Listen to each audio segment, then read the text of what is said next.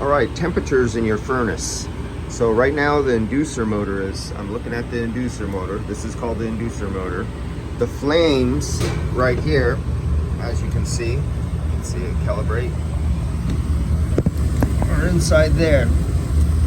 So that goes through a series of tubes, and the exhaust is pulling the air. This has a fan inside of it, and as you can see, that's hella hot. And if we go on to the case of this right there, right where you see the black, and it's black and it's as true as possible. See, my center point says 246 degrees to a max of 326 degrees. Well, if we go up here, see the really bright ones, those are really hot.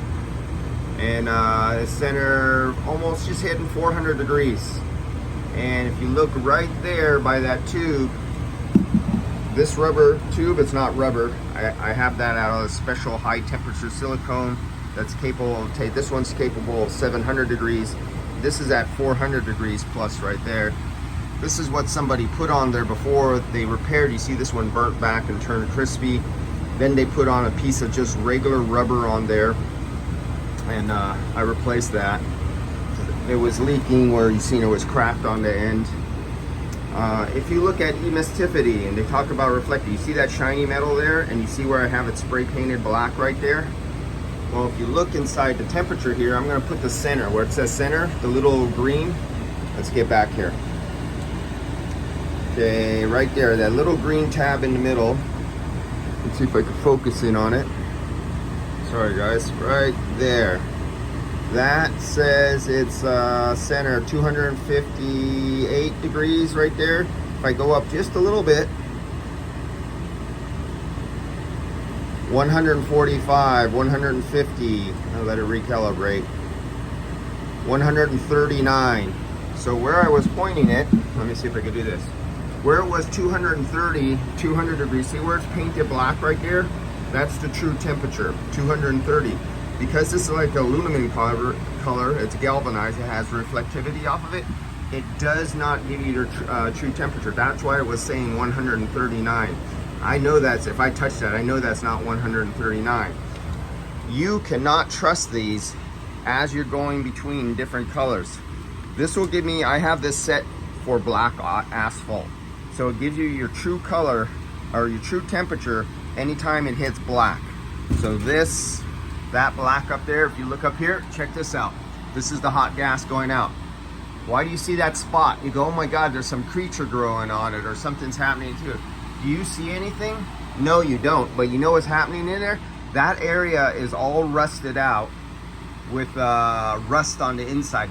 This tube is decaying on the inside, and you can literally see the really rusted out area. But with your eyes, you see nothing. Now see where I have it spray painted black here? Let's look at the temperature. Can you read the temperatures right there? Now see my little green X where it says it's really hot, center 180 something, right around in there, and everything else is cooler?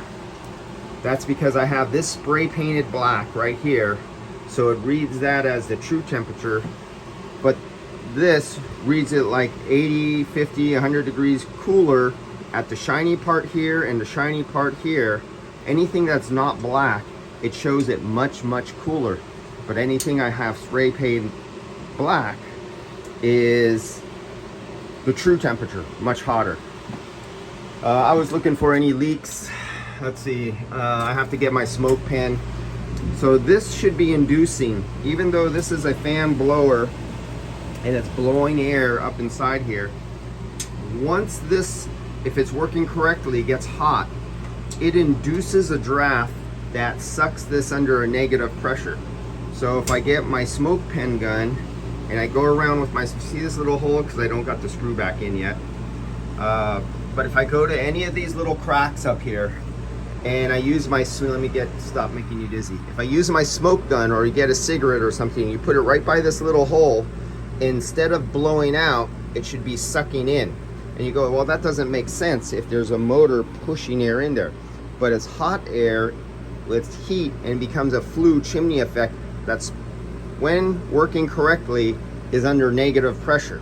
But when it's not working correctly, like a bird builds a nest way up at the top, or a hornet's nest is covering this up top, something like that, then it would be blowing the CO2 gas. And as you go, I see a carbon monoxide meter right here. I'm installing the Haven inside here. So that's an air quality monitor. It measures down to PM 2.0, 2.5, and some model you could get a 0.10 or 0.1 monitors, but that's for 2.5. So let's get back to this. You can see exactly where I have it painted by looking where the really hot spot is. When I didn't have that paint there before, it was all basically the same color. But as soon as I put the paint in there, that was it. And here's your rotting out paper thin. This is paper thin on the inside because of the rust particles that are protruding. All right, that's it for now. Still, oh, there's your, so this is your temperature. So if your coils overheat, if it overheats inside here, this has a setting on it, and it'll start short cycling the furnace, cutting it on and off before your house ever reaches temperature. If you have a problem with your flow and your furnace is not flowing enough and it starts overheating, your unit safety will cut off the gas flow to the furnace and shut it off. So there's many safeties in here. You have rollout safety, backdraft safety. So if a bird nest did build their nest here, you see where this goes here? This would build up a pressure, and there's a diaphragm, and it would open up the switch, and it would cut off the gas valve to this igniting and starting the furnace up. That's a safety feature. They have many safety features inside here. Newer ones even have more safety features. All right, catch you guys later.